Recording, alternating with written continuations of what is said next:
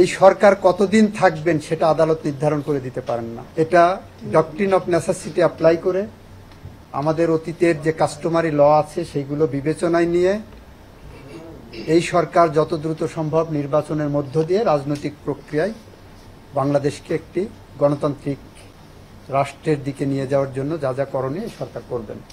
গতকালই সাবমিশন আমি দিয়েছি। সুতরাং আদালত নির্ধারণ করে দিতে পারেন না যে 3 বছর থাকবেন না 5 বছর থাকবেন না 3 মাস থাকবেন। এবং গতকালকে আপনারা আমাদের প্রধান উপদেষ্টা মহোদয়ের বক্তৃতাও দেখেছেন যে এটা রাজনৈতিক দল ঠিক করবেন, জনগণ ঠিক করবেন। দ্বিতীয় সাবমিশনে আমি বলেছি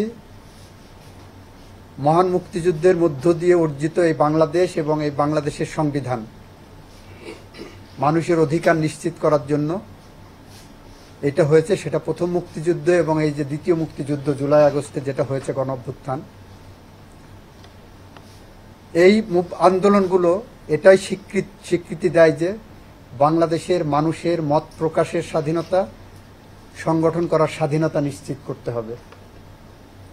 বাংলাদেশ আওয়ামী লীগের গুটি কয়েক নেতা কর্মীরা এমনভাবে অপরাধে জড়িয়ে পড়েছিলেন, কর্তৃত্ববাদী সরকার এমনভাবে অপরাধে জড়িয়ে পড়েছিলেন, এ ব্যাপারে কারোর কোনো দ্বিমত আপাতত দেখি না। তবে তাদের অপরাধের বিচার ভিন্নভাবে হবে। তাদের অপরাধের বিচার যেভাবে রাষ্ট্রীয় আইন আছে সেভাবে করবেন। সেই অপরাধের বিচারের সাথে ওই সংগঠনের নিবন্ধন বাতিল করতে হবে, এটাই সরকার মনে করে না এবং সংবিধান সমর্থন করে না। মুক্তিযুদ্ধের চেতনা সমর্থন করে না, প্রথম মুক্তিযুদ্ধ দ্বিতীয় মুক্তিযুদ্ধ কোনো চেতনায় সমর্থন করে না। সুতরাং আমরা এই নিবন্ধন বাতিলের বিরুদ্ধে, কারণ এই সরকার সিভিল রাইটস প্রোটেক্ট করার জন্যই, গণতন্ত্র পুনরুদ্ধারের জন্য, মানুষের মত প্রকাশের স্বাধীনতার জন্যই গঠিত দায়িত্ব নিয়েছেন। সেই জায়গা দাঁড়িয়ে এই সরকার কখনোই কোনোভাবেই একটি রাজনৈতিক দলের নিবন্ধন বাতিল করার এই প্রক্রিয়া সমর্থন করতে পারে না। আমরা এটাও বলেছি যারা অপরাধ করেছেন তাদের অপরাধের বিচার নিশ্চিতভাবেই এই সরকার হবে, এটা কমিটমেন্ট সরকারের। এরপরে আমরা বলেছি যে এই রিট পিটিশনটা যার বিরুদ্ধে করছেন, যার নিবন্ধন বাতিল করতে এসেছেন, তার নাম হলো বাংলাদেশ আওয়ামী লীগ। বাংলাদেশ আওয়ামী লীগকে এখানে বিবাদী করেননি। আপনি একজনকে শাস্তি দেবেন, তাকে আপনি বিবাদী করবেন না, নোটিশ দেবেন না, এটা হতে পারে না। আমি এটাও বলেছি।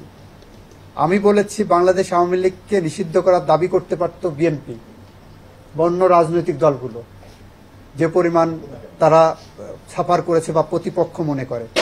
এখন পর্যন্ত বিএনপি বা অন্য কোনো রাজনৈতিক দল আওয়ামী লীগকে নিষিদ্ধ করার কোনো দাবি প্রত্যক্ষ বা পরোক্ষভাবে করেননি। ফলে তারা চায় লেভেল প্লেয়িং ফিল্ড হোক, রাজনীতির মাঠে জনগণ যাকে গ্রহণ করে সেই রাজনীতি, রাস্তার রাজনীতি আপনি কেন আদালতে টেনে আনবেন? অতীতে এই আদালত পাবলিক ইন্টারেস্ট লিটিগেশনের নামে অনেক রকমভাবে মিসইউজ করেছেন আপনাদের 102 এর জুরিসডিকশন। আমরা চাই সেই মিসইউজটা বন্ধ হোক। আমি বলেছি বিচারপতি তোমার বিচার করবে যে জন, সেই জনতা আজ জেগেছে, সেই জনতা।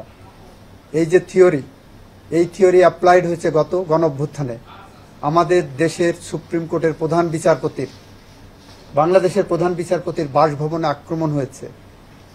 গণঅভ্যুত্থানের মধ্য দিয়ে সরকার, কর্তৃত্ববাদী সরকারের পরিবর্তন হয়েছে। আমি বলেছি এই সুপ্রিম কোর্টে কোনো আঘাত আসলে সেই আঘাত আমারও হৃদয়ে লাগে, আমারও হৃদয়ে রক্তক্ষরণ হয়, কারণ আমি এখানে পেশায় নিয়োজিত।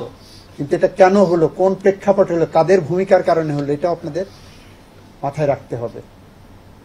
আমি ওই দিন একটা কন্টেম্পট ম্যাটারে বলেছিলাম আদালতের মান সম্মান অক্ষুণ্ণ রাখা, ক্ষুণ্ণ রাখার দায়িত্ব শুধুমাত্র আইনজীবী বা জনগণের না, সেই দায়িত্ব আদালতের উপরও বর্তায়। আদালত যদি এমন কোনো কাজ করে যে আদালত সম্পর্কে মানুষের মধ্যে নেতিবাচক কোনো ধারণা তৈরি হয়, তাহলে যে জজের কারণে এই ধরনের নেতিবাচক ধারণা তৈরি হবে বা আদালত সম্পর্কে স্ক্যান্ডালাইজেশন হবে, সেই জজ ও সাবজেক্ট টু কন্টেম্প। উনিও আদালত অবমাননা করেছেন বলে ওনার কিন্তু বিচার হতে পারে। তো আমাদের পক্ষ থেকে, রাষ্ট্রের পক্ষ থেকে আমাদের বক্তব্য খুব সুস্পষ্ট। আমরা কারো নাগরিক অধিকার রাজনৈতিক অধিকার, সংগঠন করার অধিকার, কথা বলার অধিকার, আইনের আশ্রয় লাভের অধিকার, এটা আমরা হরণ করতে চাই না। আমাদের সংবিধানের ৩য় অনুচ্ছেদে মৌলিক অধিকার হিসাবে যা কিছু দিয়েছেন মুক্তিযুদ্ধের মধ্য দিয়ে অর্জিত বাংলাদেশের সংবিধান, আমরা সেটা সমুন্নত রাখতে চাই।